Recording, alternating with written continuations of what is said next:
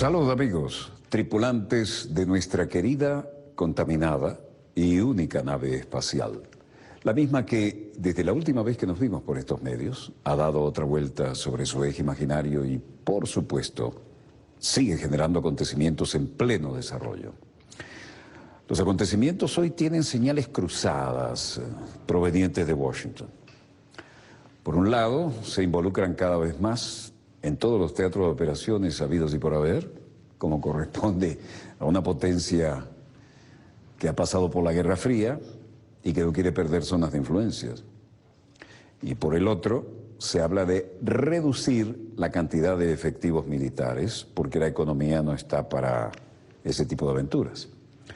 Sin embargo, los viejos zorros de Washington saben que, al menos la vieja conseja es, no hay nada mejor para poner a funcionar una economía que una buena guerra. Porque entonces sí, los gastos de defensa y el gigantesco complejo tecnológico militar industrial, con su insaciable sed de dólares, como lo definió nada menos que el general Eisenhower, y algo sabía de eso, está esperando la oportunidad de seguir vendiendo y vendiendo material de guerra. No obstante esto, Estados Unidos está bastante involucrado en diferentes áreas del planeta, sobre todo en áreas de roce con respecto a lo que antes era el área de influencia de Moscú como Unión Soviética, ahora como Federación Rusa. Y esto hace pensar que hay muchas lecturas para la realidad actual. Frente a esto, aquellos que están aplicando a ultranza los paquetes neoliberales no saben cómo mantener el costo social y el estallido popular que podría venir. Recordemos nuestro emblemático Caracazo, en zonas como Grecia, donde ya no se sabe hasta dónde va a llegar esa tragedia helena. Sin embargo, hay algunos temas que queremos destacar para ustedes y lo vamos a compartir con los acontecimientos en pleno desarrollo. ¿Por qué digo esto? Porque hay viejos generales que quieren volver por sus fueros y hay mucha gente que dice no tenemos margen para tales aventuras. Como sea, aquí tenemos un general de 4 estrellas que además es de la legendaria Infantería de Marina y estaba presentándose en un comité en Washington. General de Estados Unidos que para arrimar más leña al fuego considera a Rusia la primera y mayor amenaza para Estados Unidos y a China la número 2. Es decir, un planteo típico de la Guerra Fría. Estamos hablando del comandante de la Infantería de Marina de los Estados Unidos, general Joseph Dunford, que como ven es de 4 estrellas, y una buena ensalada de frutas ahí, como le llaman a la cantidad de condecoraciones en esquema, y aseguró que Rusia es la mayor amenaza para la seguridad de Estados Unidos por el comportamiento alarmante de un país con armas nucleares. Descubrió la pólvora. Estaba siendo interrogado por un veterano de Vietnam que fue derribado, que casi muere quemado en un portaaviones, pero que además peleó contra un cáncer y salió ganando. Vean el bulto que tiene aquí junto a la mejilla. Esto no es casualidad, esto es consecuencia del tratamiento contra el cáncer. Pero este hombre fue derribado en Vietnam cuando era piloto naval y además se fracturó los brazos en la eyección o en la caída, no tuvo mucha asistencia, es un duro de la ultraderecha y tiene mucho que ver cuando un oficial de alto rango le dice que cuidado con reducir los efectivos militares como está previsto, porque tenemos responsabilidades a nivel internacional. Junto a él estaba el senador John J. Hinton, republicano de Oklahoma, y Jack Reed, demócrata de Rhode Island. Pero el tema es, seguimos involucrados en todo. Vean qué lindo los sensores electrónicos de ese casco, del que está manejando ese ametrallador. Eso es la nueva tecnología. Cualquiera sea el caso, las preguntas eran, ¿considera usted que la mayor amenaza para nuestra seguridad nacional es cuál? Y el senador, el general Dunford, dijo, mi evaluación, senador, que Rusia presenta la mayor amenaza de nuestra seguridad nacional. Es decir, volvemos al esquema de la Guerra Fría. En Rusia tenemos una potencia nuclear, tenemos que solo tiene capacidad de violar la soberanía de nuestros aliados y hacer las cosas incompatibles con los intereses nacionales de Estados Unidos, pero están en proceso de hacerlo. Así que quiero hablar a la nación de lo que podría suponer una amenaza existencial para Estados Unidos. Y yo tendría entonces que apuntar a Rusia. Y si nos fijamos en su comportamiento, no es nada menos que alarmante. Mientras Joseph Fighting Joe, como le llamaban, el peleador Joe, daba estas declaraciones al nativo de Boston, resulta que se hablaba a otro nivel con el director del personal del ejército, que también declaraba, dijo, a partir de este mes de octubre vamos a empezar a reducir el componente activo en unos 40.000 soldados, impulsados por la situación fiscal y la ley de control de presupuestos y la defensa estratégica en su orientación presupuestaria. Desafortunadamente, siguió diciendo Randy George, el recorte presupuestario nos va a causar problemas en las zonas donde estamos involucrados. Y aquí tenemos a Irak, un Irak que en la época de Saddam Hussein era realmente pacífico, próspero y de un gigantesco, envidiable estándar de vida. Pero la realidad es la que estamos viendo. Esto es cerca de Bagdad, en la provincia de Salahuddin, y no hay manera de encontrar paz. No hay manera de llegar a que alguien controle de una vez algún territorio. Se intercambian posiciones, unos ganan unas áreas, otros pierden las otras y se da la recíproca. La brigada chiita, en posiciones avanzadas, se dice que son los que combaten, vean ese morterazo, ¿no? Los que combaten contra el grupo del Estado Islámico en la provincia de Salahuddin, muy al norte de Bagdad. Y esto está aún sobre control de los militantes del ejército islámico, que tomó estas posiciones, mientras que los chiitas hablan en condiciones de anonimidad y muestran algunas imágenes tomadas en lo que se dice que son las áreas de enfrentamiento, artillería pesada por el ángulo disparando a gran distancia.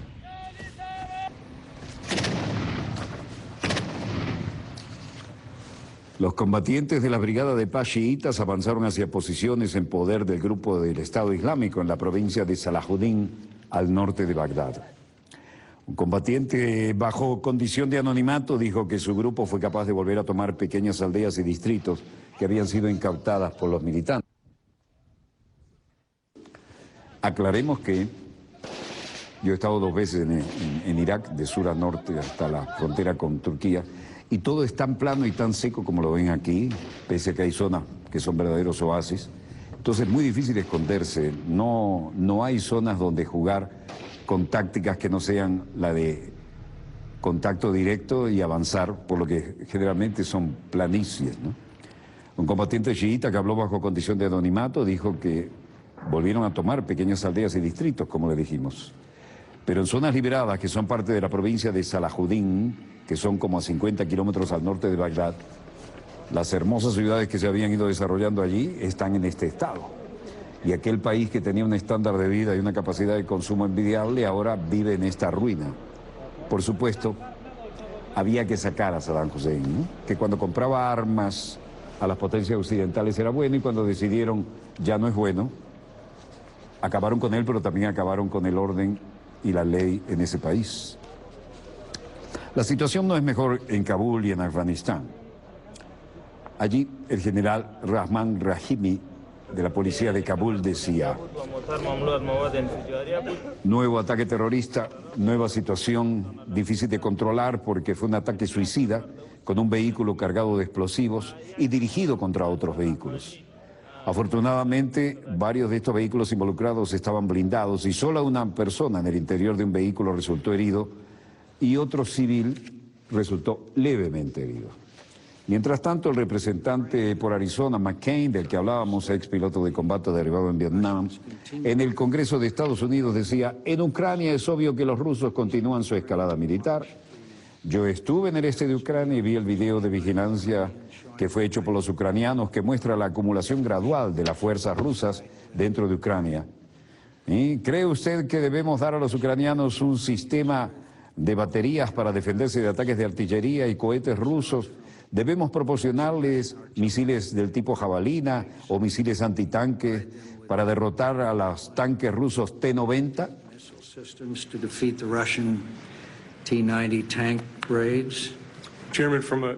El general de la Infantería de Marina John Ford, nominado para el Estado Mayor Conjunto, dijo: desde una perspectiva militar creo que es razonable que proporcionemos el apoyo a los ucranianos y francamente sin ese tipo de apoyo entonces no vamos a ser capaces ni de que ellos se protejan a sí mismos de la agresión rusa ni que nosotros podamos protegerlos. Viena, Palacio Coburg, centro de las negociaciones. Francia afirma que las negociaciones nucleares con Irán siguen hasta mañana y lo decía el canciller Laurent Fabius. Il y a des problèmes qui sont encore difficiles à régler, mais les choses vont tout de même plutôt dans le bon sens. Dans ces conditions, j'ai décidé de... Hay puntos difíciles que quedan, pero las cosas son los mismos, que van en dirección correcta. Debido a estas condiciones, han decidido quedarse esta noche y trabajar mañana por la mañana, y espero que seremos capaces de completar los metros que necesitan para llegar a la meta. Les dije que cuando estás corriendo un maratón, los últimos 100 metros son los más difíciles, ¿no? Y un periodista le dice: bueno, pero ¿y sabe cuándo vamos a cruzar la línea de meta? Le dijo: todavía están respetando lo que se llama la firmeza constructiva, firmeza de principios. Pero al mismo tiempo tenemos que tratar de llegar a un acuerdo. Y repito, hay cosas buenas, pero los puntos difíciles quedan por resolver. Así que vamos a trabajar esta noche. Des points difficiles qui restent à régler, donc on va travailler cette nuit. Merci. Seguimos en Viena. El tema Irán nuclear, la llegada a las reuniones en el Coburg. Y aquí aparecerán por su orden el titular de la Comisión de Energía Atómica de Irán, Ali Akbar Salehi. En el hotel está también Laurent Fabius y saludan a la prensa, que por lo menos quieren un saludo para la toma de hoy, ¿no? Porque no les dejan acercarse mucho. Veremos también al secretario de Estado John Kerry llegando al hotel a través de la entrada. Ahí viene Fabius, pero Kerry entró por la entrada trasera, ¿eh? Las medidas de seguridad que están cambiando permanentemente. En todo caso, el Palacio Coburg, uno de los tantos palacios de la hermosa Viena que para mantenerlos los alquilan para grandes eventos, está dando sus frutos, ¿no? Ahí llega Kerry, pero entra por atrás. No se arriesgan viene con la muleta todavía, ¿no? De su accidente como ciclista aficionado. Salió a recorrer Viena, que es encantadora, a pie, en bicicleta, como quieran, excepto cuando llega la época de colocar estiércoles en los campos, porque entonces el perfume del ambiente es fatal. Bueno, esta rueda de prensa tiene como tema el problema nuclear, como Irán. Y las negociaciones sobre Irán se reanudaron a nivel de ministros de Relaciones Exteriores y las potencias estaban en el último tramo de las negociaciones para alcanzar un acuerdo que se cree sea final sobre el programa nuclear de Irán para el jueves 9 de julio. Hoy hay que felicitar a Argentina de fiesta nacional. Los cancilleres franceses, británicos, alemanes volvieron a Viena el miércoles. Aclaremos que en el caso de Alemania, canciller es el jefe de gobierno, así que ministro de Relaciones Exteriores. Y en Viena hoy, en el Palais Coburg, la secretaria de Estado John Kerry, el ministro de Relaciones Exteriores iraní Mohammad Javad Zarif se habían quedado en la capital austríaca junto con el jefe de la política exterior de la Unión Europea, Federica Mogherini, en un intento de romper el estancamiento. Kerry y Zarif participaron en un intercambio tenso sobre sanciones de Naciones Unidas en la noche del lunes, dijeron diplomáticos. Teherán dice que las armas y misiles convencionales no tienen nada que ver con la cuestión nuclear y por tanto los embargos deben ser eliminados. Todos los voceros autorizados hoy trataban de dar respuesta a la requisitoria periodística, pero eran detalles ya negociados para que no se filtrara más allá de lo necesario. Un acuerdo exitoso podría ser el mayor hito en décadas para aliviar la hostilidad entre Irán y Estados Unidos, enemigos desde lo que los revolucionarios iraníes asaltaron la embajada estadounidense en Teherán en 1979. También, dijo este vocero, sería un éxito político tanto para el presidente estadounidense Barack Obama, pragmático presidente Hassan Rouhani de Irán, y quienes enfrentan el escepticismo de la línea dura de gran alcance. Irán, Estados Unidos, Gran Bretaña, Francia, Alemania, Rusia y China se han dado a sí mismos al menos hasta el viernes, pero una fuente de uno de los poderes dijo que tenían que concluir en las próximas 48 horas. ¿Por qué? No lo sabemos, pero como pueden ver, todas las informaciones están cruzadas.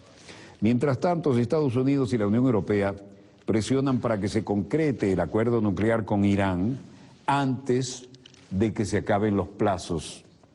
Sobre todo el secretario de Estado John Kerry anunció hoy a la prensa en el Hotel Coburg Palace de Viena, donde se llevan a cabo las negociaciones nucleares, que estas no pueden durar para siempre.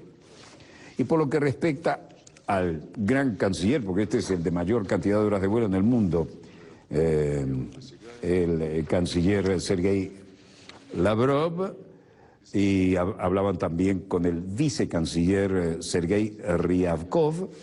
La cosa hoy era bastante fluida, ¿no? Lavrov decía, basado en el principio de tomar consecutivos y mutuas decisiones, estamos ahora al borde de alcanzar al menos un acuerdo que sería aceptable con Irán. Casi lo hemos logrado. Las salvaguardas de Irán tienen un desarrollo importante para el sector nuclear. Confío en que nadie cuestionará el trabajo que se ha hecho y que nadie frustrará un acuerdo prácticamente cerrado, recalcó Lavrov. Y expresó su esperanza de que la próxima reunión de ministros de Exteriores en la capital austríaca sea la definitiva. Destacó que desde que comenzó la última ronda de negociaciones, todos los días se han registrado avances, aunque dijo, no existen plazos artificiales para cerrar el acuerdo.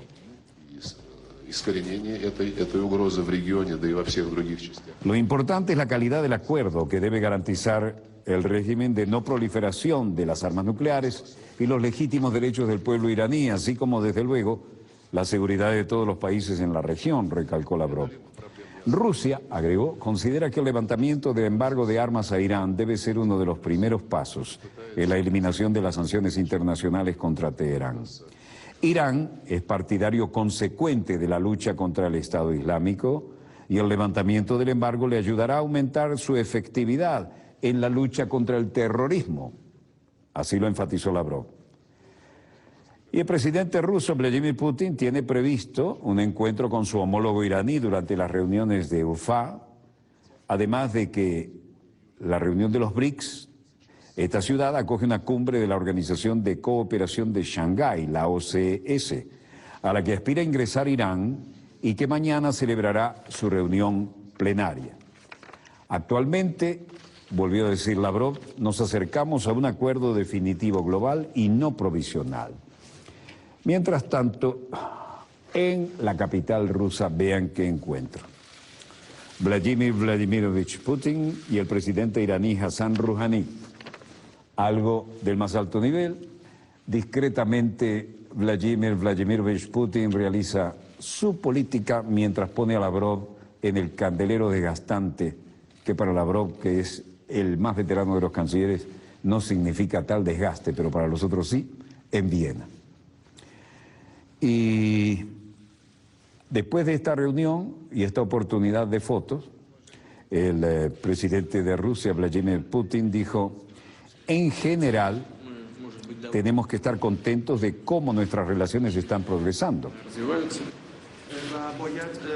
Noten que Putin larga una frase importante y hace silencio para darle lugar al traductor y luego vuelve a hablar. Pero siempre hay cuestiones que requieren una atención especial por nuestra parte y estoy muy contento. Tenemos la oportunidad de hablar sobre estos temas hoy mismo. El presidente iraní Hassan Rouhani dijo, aunque en estos días son por supuesto muy difíciles e intensos para mí, no pude rechazar su invitación de venir a reunirme con usted en Ufa.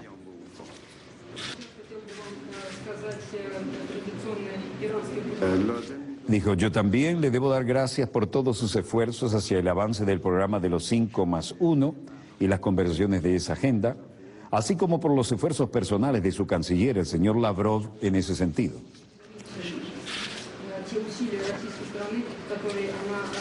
Ahora, ¿qué hay detrás de todo esto? Rouhani y Putin abordaron lazos militares y se dice que nucleares. Putin subrayó la dinámica positiva de las conversaciones. Mientras tanto, los líderes en las situaciones de emergencia eran objeto de algún comentario procedente de la Casa Blanca. ¿Y qué decían allí?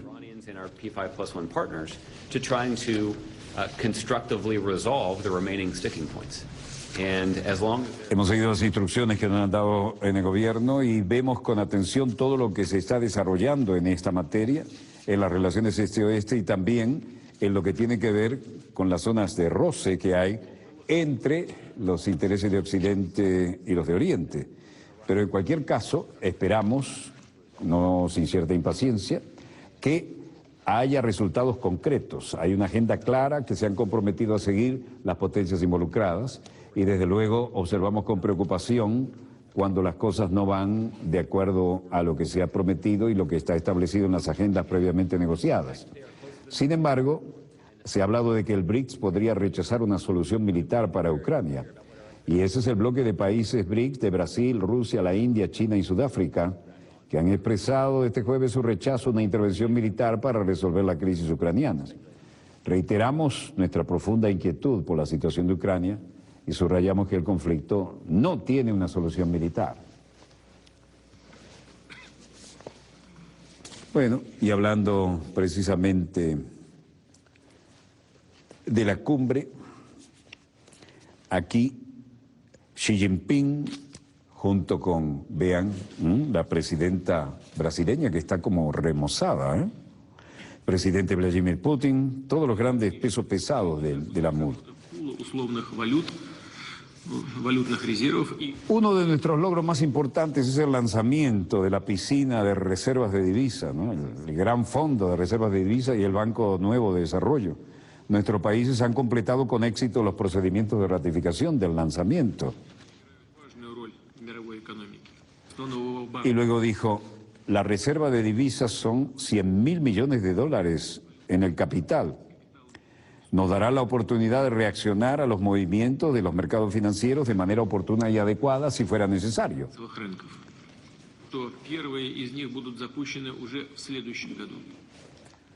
Vean, se ve definitivamente más joven la presidenta de Brasil. ¿Sería Pitangui y su equipo?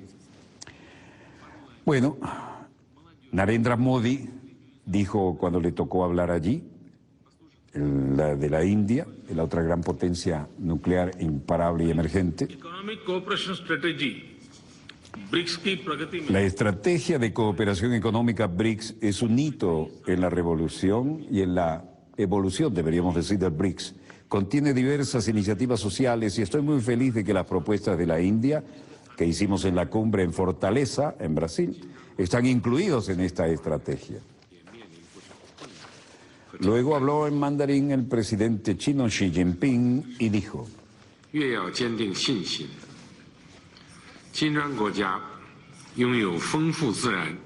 los países BRICS también se han enfrentado a numerosas dificultades y desafíos en su desarrollo. Sin embargo, tenemos que estar seguros al hacer frente a esas dificultades.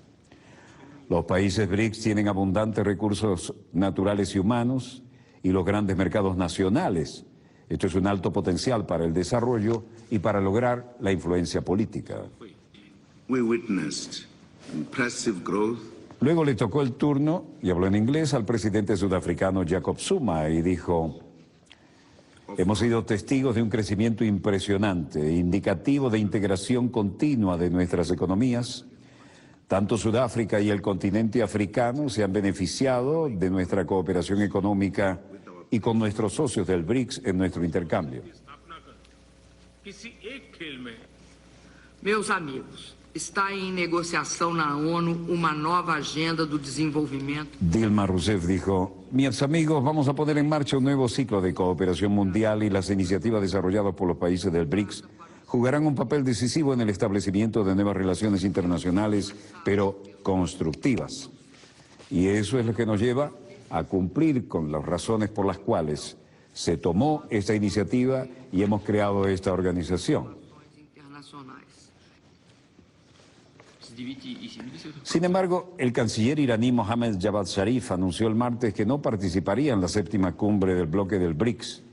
El BRICS, por las siglas, son Brasil, Rusia, la India, China y Sudáfrica. Iba a acompañar al presidente Hassan Rouhani en esta cumbre, pero desafortunadamente tengo que quedarme en Viena para continuar los diálogos nucleares, anunció el canciller de Irán. Cabe mencionar que en la séptima cumbre del BRICS que estamos viendo se celebra también miércoles y jueves en la ciudad capital de la República de Bashkortostán, en el centro del país euroasiático. Y aquí están los que se encuentran en situación privilegiada para rehacer la historia moderna, ¿no? Pero BRICS rechaza una solución militar para Ucrania. El bloque de países BRICS, Brasil, Rusia, India, China y Sudáfrica, han expresado su rechazo a una intervención militar para resolver la crisis ucraniana.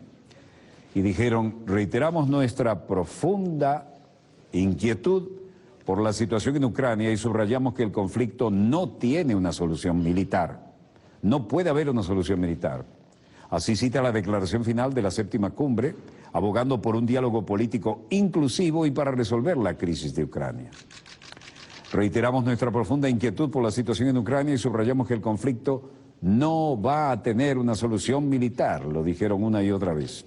Respecto a las sanciones económicas que afectan a ciertos países contrarios a las políticas de Occidente, el texto final rechaza el doble rasero, así lo llama textualmente, en las relaciones internacionales, mientras que repudia las sanciones económicas unilaterales. BRICS firma el acuerdo de creación del nuevo Banco de Desarrollo y del gigantesco Fondo de Reservas. Durante la reunión de hoy se firmó el acta constitutiva del Banco de Desarrollo y el Fondo de Reservas por parte de los líderes del grupo del BRICS en el marco de la sexta cumbre de Brasil 2014. La presidenta Dilma Rousseff informó que durante el encuentro fueron tratados temas relevantes, además de la agenda política, económica y financiera internacional. Destacó que en el plano político fueron tratados temas como la multiplicación de los conflictos regionales en el Medio Oriente, los peligrosos enfrentamientos en Siria, las relaciones importantes, las relaciones entre Israel y los palestinos. Además, se refirió que fue abordada la situación actual en Ucrania y dijeron: lamentamos la falta de avances concretos en la mayoría de estas situaciones y coincidimos en la mayoría de los casos en las soluciones pasan necesariamente por la vía del diálogo y de todas las partes involucradas. Llegó la hora de despedida, se refirieron a la necesaria coordinación de las comunidades internacionales para que no se tomen acciones unilaterales en ningún país específico. Mensaje para las potencias interventoras, ¿no? Y la presidenta Rousseff indicó que luego de este encuentro adquiere el BRICS una gran importancia internacional. Las fuerzas de nuestro proyecto tienen un potencial positivo y queremos que el sistema mundial sea más justo y equitativo, sostuvo la mandataria. Hemos incentivado nuestros mecanismos de integración.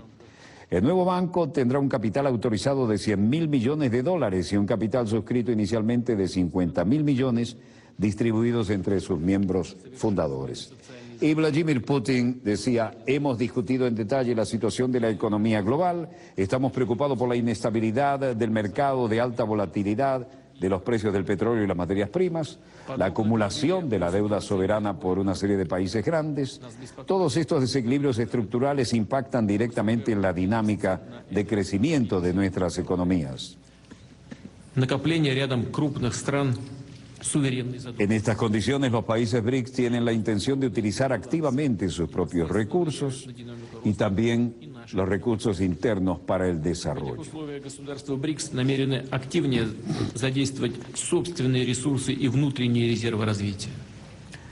¿Por qué la cumbre de los BRICS es un acontecimiento a escala mundial? Bueno, la nueva institución financiera del BRICS reforzará significativamente el sistema financiero mundial en un momento en que las reformas del Fondo Monetario Internacional no ayudan en nada a que los países se superen y sigan creciendo.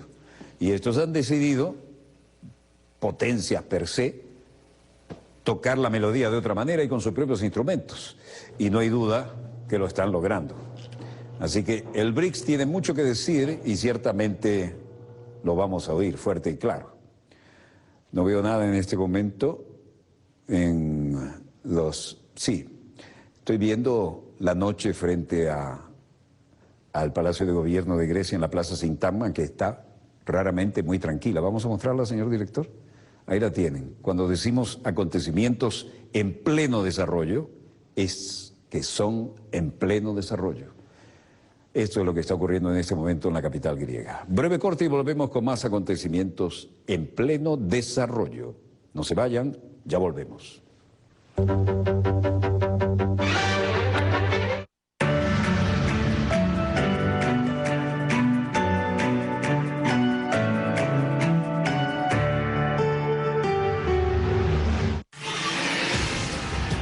Cuando la derecha ataca, Comienza la unidad, pero en la calle. la zurda le responde. Él se queda con la plata que están mandando desde el norte para seguir financiando al sector ese terrorista que se hace llamar Movimiento Estudiantil de la Derecha Venezolana. Los noquea. Alcaldesa, cuénteme, ¿qué hace usted en Orlando? No dice nada. Somos como los renegados. Yo no puedo ir a este grupo, compadre. Zurda Conducta. Lunes, martes, jueves y viernes a las 10:10 de la noche. Más BTV, más revolución.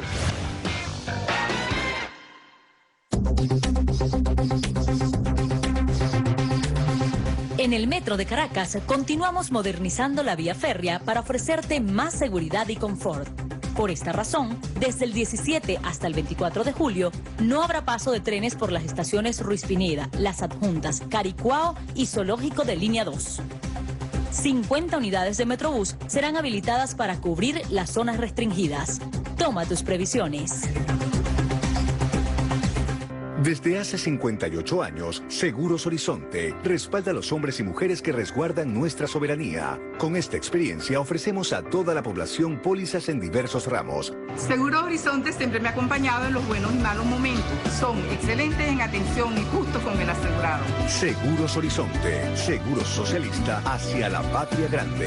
Fuerza Armada Nacional Bolivariana.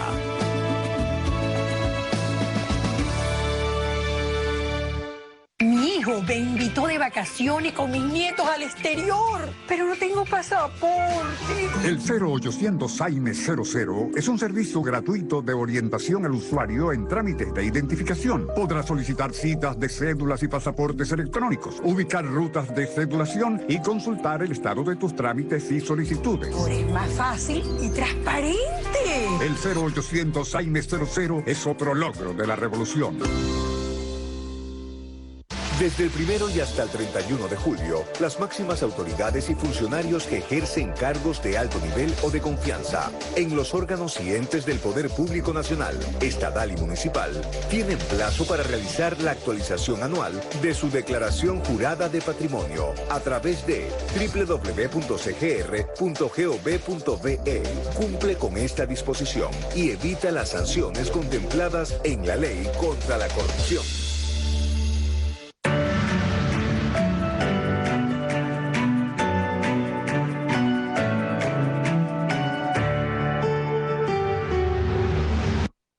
Volvemos con más acontecimientos en pleno desarrollo y les voy a contar un viejo cuento. ¿Ustedes recuerdan que le dijimos, le falta papel higiénico? ¿Le cuesta conseguirlo? ¿Le falta toallas sanitarias o equivalentes para las damas? ¿Le cuesta conseguirlas? ¿Le faltan elementos de la canasta básica? ¿Están especulando? Es el plan exacto que ampliado, mejorado y actualizado le aplicaron al doctor Salvador Allende en Chile. ¿Recuerdan este viejo manual del golpe de Estado, se podría llamar, ¿no?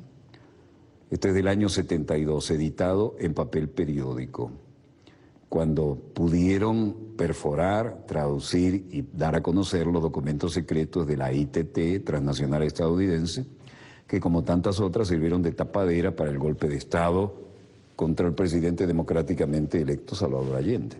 Uno agarra en cualquier lugar, a ver, marquita, cualquier marquita, a ver esta. Bien. Se ha lanzado una intensa campaña contra el gobierno en los medios de comunicación. Se nos pide que ayudemos a mantener un centro de reubicación familiar en Mendoza o Buenos Aires para las mujeres y los niños de los personajes claves implicados para el gobierno, ¿no? Implicados en la lucha. Esto comprenderá unas 50 familias durante un periodo de un mes, 6 semanas, tal vez 2 meses. Como se trataba de Santiago de Chile, entonces decían, ubiquémoslos en Córdoba o en Mendoza, tal vez en Buenos Aires, para que la pasen bien. Aquí los planes son ubiquémoslos en Miami. Y sigue el manual del golpe de Estado contra Allende. Estos son documentos textuales traducidos incluso con la supervisión de las Fuerzas Armadas Leales, ¿no? Nos piden que apliquemos cuanta presión podamos sobre la USIS, United States Information Service, en Washington, para que dé instrucciones a la USIS en Santiago, es decir, la embajada en Chile, para que comience a mover los editoriales del diario El Mercurio alrededor de América Latina y hacia Europa, porque hasta que salí de allá tenían órdenes de no sacar nada de Chile. Es decir, la componenda de la vieja prensa de la derecha para dar una pésima imagen de un país y dar la sensación de que todo se cae a pedazos. Que insistamos a la prensa clave europea, qué casualidad, ¿no? Ustedes han visto, si yo miro allá, me poncha allá, señor director, si no tiene inconveniente. Gracias. Y si miro aquí, me poncha aquí, ¿verdad? Gracias. ¿Tendrían inconveniente entonces en admitir ustedes que todo lo que está diciendo la prensa española, por ejemplo, y cuando vienen mequetrefes como Felipillo González, al que vi yo con el sombrerito en la mano y la mano extendida en el CNDAD, recibiendo los cheques de ayuda cuando era un posible candidato, y ahora resulta que se hace ciudadano en Colombia para poder manejar los multimillonarios en dólares negocios con la hermana república en el espíritu de Santander. Que insistamos a la prensa clave europea a través de nuestros contactos allá para que publiquen la versión de los desastres que caerían sobre Chile si Allende y compañía ganaran las elecciones en este país. Estas son sugerencias inmediatas, pero habrá otras entre ahora y el 24 de octubre a medida que la presión, incluso sobre Frei y los demócratas cristianos, crezca. Yo les voy a recordar algo que lo viví personalmente por esas cosas aleatorias de la vida, ¿no? Bueno, miren, que ayudemos a mantener centros de reubicación familiar en Mendoza, Buenos Aires, para las familias, ¿no? Vamos a agarrar cualquiera, como caiga. El manual es el mismo, lo que pasa es que es adaptado y mejorado. Se desprende en los últimos comentarios, sin embargo, que Allende siente que algo se está tramando para privarlo de la presidencia en la votación del Congreso. El lunes advirtió públicamente que si el voto no lo llevaba al poder, llevaría al país a una guerra civil. Una fracción de la extrema derecha lanzó una serie de actos terroristas el domingo 27 de septiembre, casi todos bombas, en lo que parece ser un intento de aficionados de provocar al sector castrista marxista, al de la extrema izquierda, para que haya una revolución, una reacción violenta y poder actuar con las Fuerzas Armadas. Esto usted lo ve y dice, pero esto fue escrito hoy. El manual de la ITT, la International Telegraph and Telephone, en coordinación, por supuesto, con la gente de la embajada, y era la manera de sacarse a Allende, que había llegado por el voto, democráticamente. Ahora bien, les voy a contar algo. Uno de los personajes que se fue en las primeras de cambio hacia la Florida, en Miami, diciendo me voy con mi familia y los hijos porque corro peligro aquí, comunicador famoso, que no merece ni que lo nombremos. Y entonces, por esas cosas del destino, arregla mi computadora en aquellos años un muchacho cuya novia de ese momento tenía vinculaciones de algún tipo con la embajada estadounidense. Y cena unos tragos y dice, ah, fulanito, el que se fue, sí, se fue cuando le dijeron que tenía que irse, pero 3 meses antes tenía reservada su casa y el cupo en el colegio para sus hijos. Si les digo quiénes se caen de espalda. Pero la idea no es esa, la idea es que compartamos las informaciones con los acontecimientos en pleno desarrollo y vean que el manual sigue al día, pero actualizado. Obviamente, el pueblo en la Plaza Sintagma, frente al Parlamento. Acabábamos de mostrarles las imágenes en la noche, no hay nadie, en vivo y en directo. Vamos a comparar esto con la noche, señor director, ¿por qué no? Esto fue hoy, vamos al satélite, esto es en este momento. Vean que están funcionando están pasando los vehículos, ¿no? La plaza hoy, el palacio perfectamente iluminado, hermoso, y la plaza Sintagma. Vamos a la realidad ahora en el terreno, la de hoy.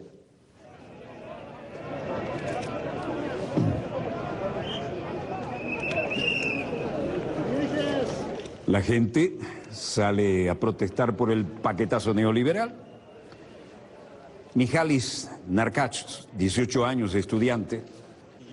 El gobierno debe estar de acuerdo con nuestros socios europeos para no llevar al país al caos. Cuanto más nos demoremos, peor se pone. Nikos Liasco, 65 años, economista. Le pregunté si él tiene miedo de que la Unión Europea haya perdido la paciencia con Grecia y dijo, absolutamente, absolutamente. Por lo que dije antes, porque somos un país pequeño y tenemos que entender esto. María dice, siento que soy un ciudadano europeo y quiero que nos quedemos en Europa. Quiero que mi vida continúe normal y saber que las cosas van a ser difíciles, pero que podamos superarlas. No creo que los demás nos respeten. No creo que tenemos enemigos, pero tampoco creo que haya conspiraciones. Todos debemos discutir y encontrar lo que nos une en lugar de lo que nos divide. Primera marcha contra el gobierno desde que Grecia votó no en el referéndum. Los manifestantes favorables al euro y a Europa exigieron al primer ministro griego Alexis Tsipras que llegue a un acuerdo con Bruselas. Mientras tanto, el gobierno griego ha presentado su propuesta a la Unión Europea para financiar sus obligaciones y reestructurar su deuda. Los ancianos siguen haciendo cola y los no ancianos también a ver cómo sacan algunos euros de los cajeros electrónicos. Pero esta es la tercera edad. Los que en el hermoso clima griego decían, trabajé toda la vida, ahora puedo retirarme tranquilo, vean qué drama. Pablos, pensionista, es decir, jubilado, dice, lo que está hecho, hecho está. La medida, los bancos cerrados, eso es todo. Y no podría ser peor. Ahora tenemos que hacer cola todos los días para ver si conseguimos de a 60 euros o a veces un poco más. Hemos trabajado toda una vida y nos encontramos ahora en esta situación lamentable. Ni siquiera abren la puerta a los bancos, ¿no? Los atienden a través del automático, de manera que nadie tenga que cargar con las palabrotas o el mal estado anímico.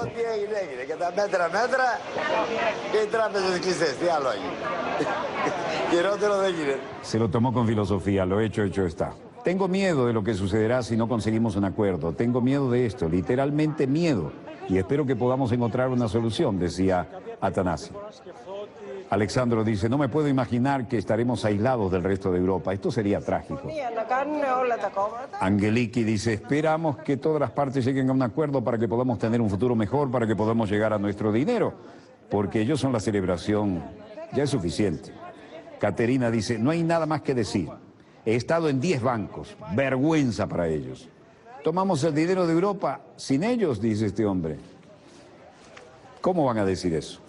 Vuelven las largas filas en los bancos de Grecia para disponer de un poquito de efectivo. Miles de jubilados hacen filas en los bancos. Los pensionados que tengan tarjeta podrán disponer de su dinero en cajeros automáticos, 60 euros diarios, así como hacer pagos en tiendas, gasolineras o lugares que, si es que la quieren aceptar. En muchos de los cajeros técnicamente imposible retirar los 60 euros permitidos, ya que algunas de las máquinas ya no disponen de billetes de 20, solo de 50. Vean qué cosa, ¿no?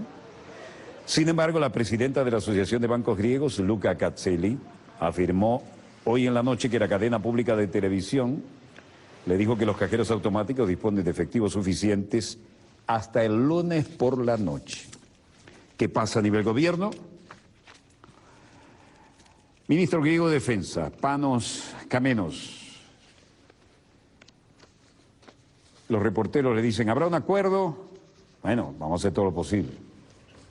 Algunos declaran de lejos, pero la mayoría no quiere involucrarse en una respuesta, porque la situación está más que fluida, ¿no? El ministro de Defensa sí respondió algo. Panos Kamenos dijo, todo va muy bien, nadie debería estar preocupado, todo va a estar muy bien, pronto va a estar bien. Le digo, ¿pero cuándo habrá un acuerdo? Bueno, vamos a hacer todo para que eso se logre.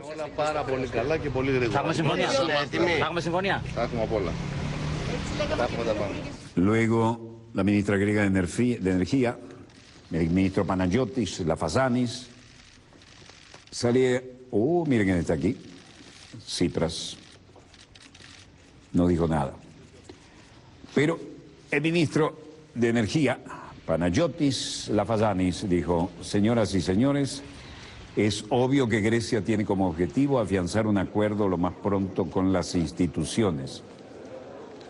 Sin embargo, queremos un acuerdo que respete la dignidad de nuestro país y de nuestro pueblo y que abra un camino para salir de la crisis actual. Nosotros creemos que, después de un par de fallidos rescates, si vamos a agregar un tercer rescate en esta dura austeridad, queremos que el sufrimiento y las privaciones del pueblo griego no es lo que le darán alguna perspectiva para el país. Nosotros hemos pasado ya por esas dos iniciativas y fueron fallidos rescates. Y es obvio que Grecia tiene objetivo afianzar un acuerdo lo más pronto posible con las instituciones. Pero queremos un acuerdo que respete la dignidad de nuestro país y de nuestro pueblo y que de verdad abra un camino para salir de la crisis actual. Να προσθέσουμε και ένα τρίτο μνημόνιο σκληρής λιτότητας, βασάνων και στερήσεων του ελληνικού λαού, χωρίς μάλιστα να δίνεται καμιά προοπτική στον τόπο. Και αυτού του όπλου δυστυχώς. Luego habló el líder de Nueva Democracia, líder interino, Vangelis Meimarakis, y decía: tenemos un mensaje para Europa. Queremos demostrarle además que hay unidad en este momento crítico. Y el mensaje para Europa es que estamos unidos a nivel constitucional y también a nivel legislativo.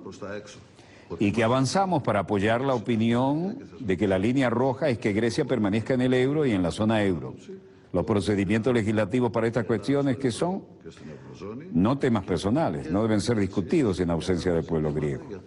Deben ser discutidos institucionalmente. Δεν είναι για να τα συζητάμε ερήμην του ελληνικού λαού. Βρεθήκαμε όλοι ενωμένοι, οι δημοκρατικές δυνάμεις οι οποίες στηρίζουν την ευρωπαϊκή πορεία της χώρας. Βρεθήκαμε ενωμένοι και για να πούμε ότι δεν υπάρχει όχι μόνο πρόθεση ρήξης, αλλά ούτε σκέψη. Και επιπλέον. Y luego hablaban a nivel de presidencia. Procopos Pavlopoulos decía: estábamos todos unidos, las fuerzas democráticas que apoyan la historia europea del país. Y estamos unidos para decir que no hay ninguna intención o incluso siquiera hemos pensado en romper con Europa. Además, todos estamos unidos en el esfuerzo para asegurar que el lugar de Grecia es en Europa y en la zona euro, ya que ambas, Europa y la zona euro, van de la mano. Μέσα στο σκληρό πυρήνα της Ευρώπης. Αυτή είναι η εντολή που έχει σήμερα ο πρόεδρος του ΣΥΡΙΖΑ και ο πρωθυπουργός ο κ. Τσίπρας. Luego, el nuevo líder de la democracia provisional, Vangelis Meimarakis, daba una breve declaración y decía: déjenme decirles que mi mensaje es claro.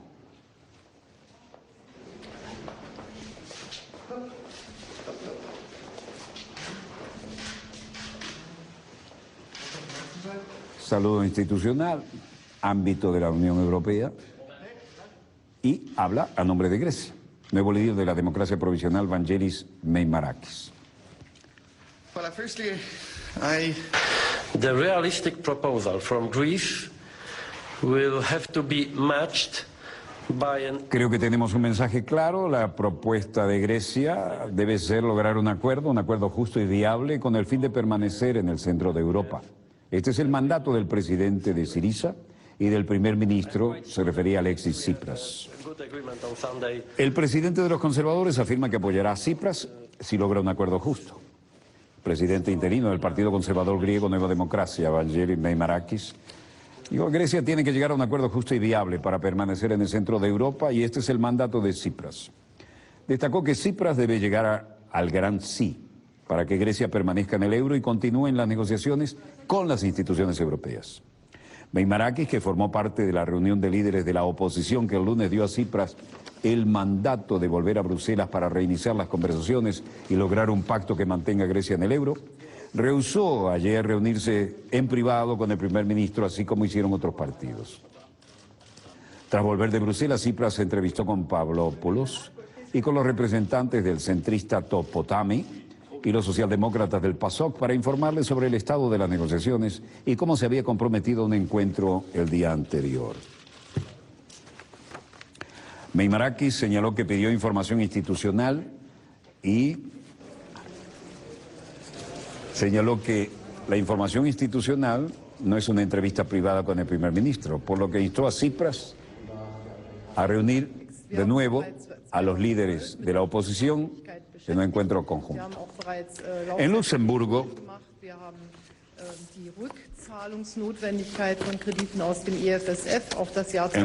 hablaban Donald Tusk y hablaba la gente del Congreso Europeo, pero en Sarajevo, en Bosnia y Herzegovina, Angela Merkel decía: en 2012 nos ocupamos de la cuestión de la sostenibilidad de la deuda, se extendieron los vencimientos, empujamos la estabilidad financiera, préstamos fueran al 2020, así que no se trata de sostenibilidad de la deuda por primera vez. En cuanto a la noche del domingo, es completamente imposible para mí especular. Será un encuentro decisivo, muy importante. No debemos olvidar que el pueblo griego está sufriendo en este momento. Los bancos están cerrados y los políticos, todos tenemos el deber de tomar decisiones. Los preparativos están en marcha sobre las propuestas de Grecia, de las tres instituciones, y tendremos que ver qué pasa en los próximos días.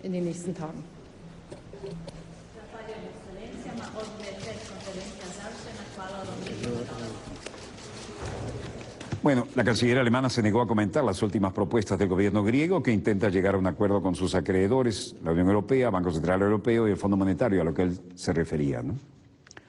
La jefa del gobierno alemán, Angela Merkel, reiteró este jueves su posición opuesta a una quita de la deuda griega, un día después que la directora del Fondo Monetario Internacional abogara por una reestructuración de la deuda soberana del país.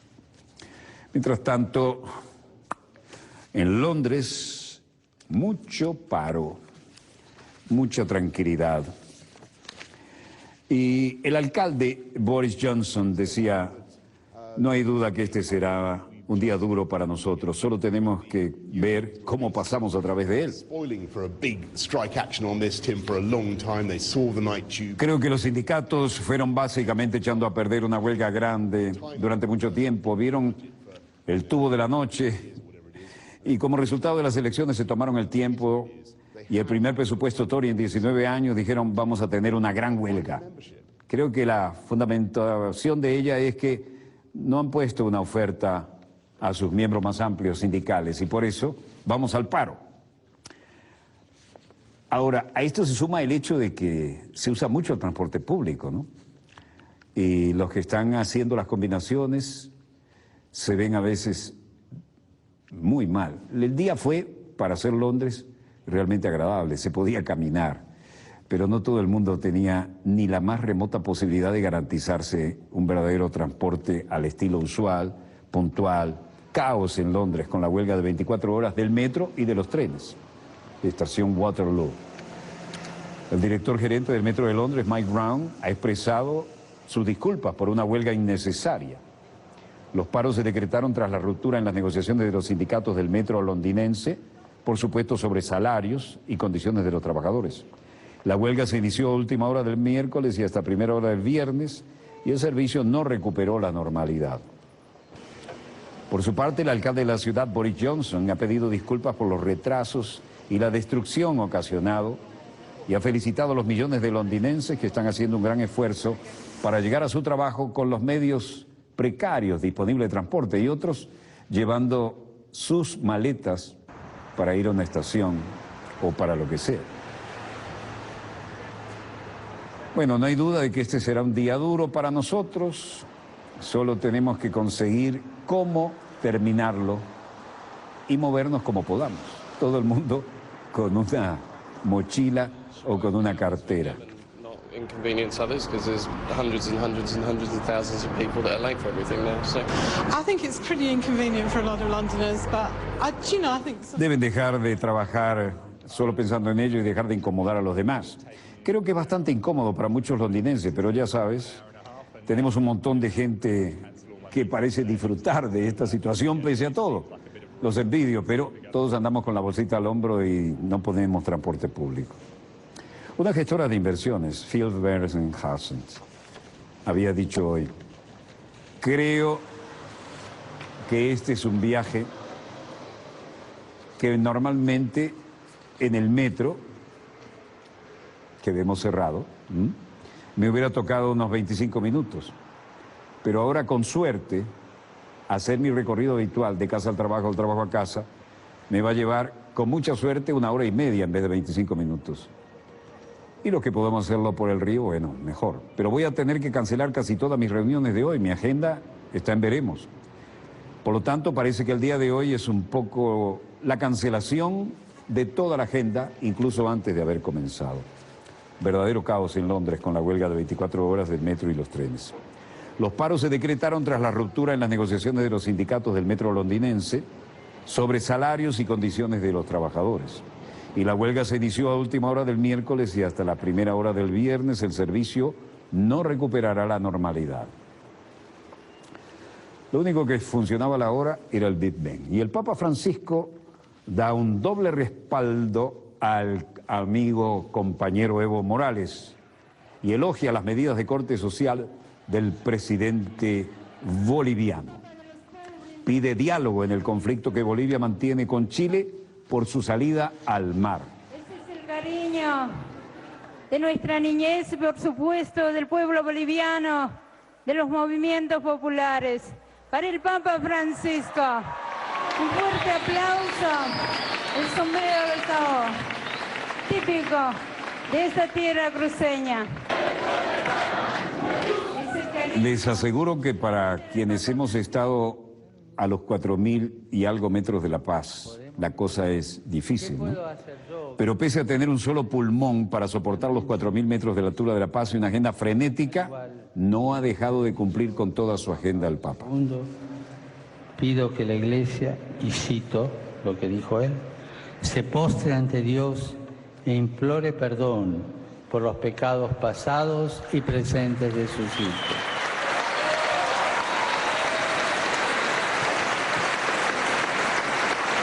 El Papa no suspendió ni acortó un solo acto, ni se le borró la sonrisa y cumplió con toda la agenda. Pido humildemente perdón, no solo por las ofensas de la propia Iglesia, sino por los crímenes contra los pueblos originarios durante la llamada conquista de América.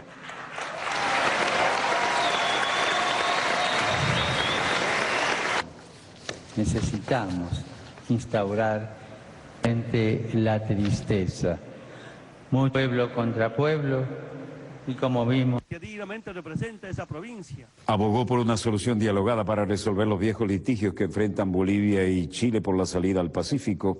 Y aunque el Vaticano y el gobierno boliviano habían asegurado que Francisco no abordaría una cuestión tan espinosa, son dos países católicos, lo hizo saliéndose del discurso que tenía preparado. Yo escuché sobre Grecia, decía, quieren prestar plata a Grecia, más deuda para pagar deuda, no para la solución económica del pueblo griego. Y saludamos ese referéndum de consulta al no pago de la deuda. Felicidades a Grecia, felicidades al presidente Alexis, que hay que acompañarlo y tenemos la obligación de defender esa revolución democrática en Europa, en los mismos deberes. No hay... El Papa dio un doble espaldarazo a Evo Morales, alabó su política de enfoque social y apoyó la solución dialogada para resolver el viejo litigio entre Bolivia y Chile por la salida al océano. Ahí estamos presentes para el Papa Francisco, el cariño. Dijo el Papa, necesitamos un diálogo franco y abierto para evitar conflictos para los países hermanos.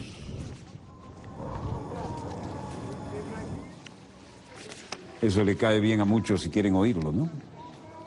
Y ante 900 representantes del Ejecutivo, la Iglesia y el cuerpo diplomático y las ONG, diversos sectores sociales, levantó la mirada en un momento y agregó una frase de su propia cosecha que no estaba en el discurso. Estoy pensando en el mar. Diálogo, diálogo es indispensable. Para hacer la plenaria y definir un documento que vamos a presentar al primer mandatario y también al Papa Francisco I. Es impresionante, es un mar humano, son miles de voluntades que están acá con nosotros. Aunque para algunos parezca una cuestión menor, esto es un triunfo para Morales porque el gobierno chileno había intentado que el Papa omitiera cualquier referencia al pleito que Bolivia llevó este año a la Corte Internacional de Justicia de La Haya sobre el tema de la salida al mar. Bueno, todo el mundo encantado con este Papa latinoamericano y les aseguro que si es cierto lo de un solo pulmón, hay que tener realmente mucha voluntad para estar a la altura de la paz y seguir con esa agenda de la que no se privó nada. No defraudó a nadie, encantó a todos. Y eso de tocar el tema de la salida al mar realmente no estaba en el discurso oficial del Papa, pero se lanzó por allí y ciertamente fue una ovación lo que recibió, pero no lo hizo para eso. Lo hizo porque habla, como el sumo pontífice, de esta patria grande latinoamericana y caribeña en la que se supone que la mayoría somos cristianos y católicos. Bueno, hasta aquí nuestro dossier de hoy. Volveremos mañana, Dios mediante, cuando nuestra querida, contaminada y única nave espacial haya dado otra vuelta sobre su eje imaginario y estemos aquí para contarles la pequeña gran historia de las próximas 24 horas. Antes de irme quiero reiterar nuestro profundo agradecimiento al señor presidente constitucional de la República Bolivariana de Venezuela por los generosísimos conceptos que ha emitido sobre el programa Dossier.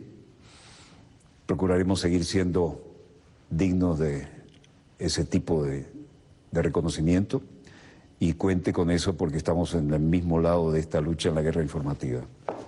Equipo, amigos, ¿cómo quedó eso? ¡Bien! ¿Cómo? ¡Muy bien!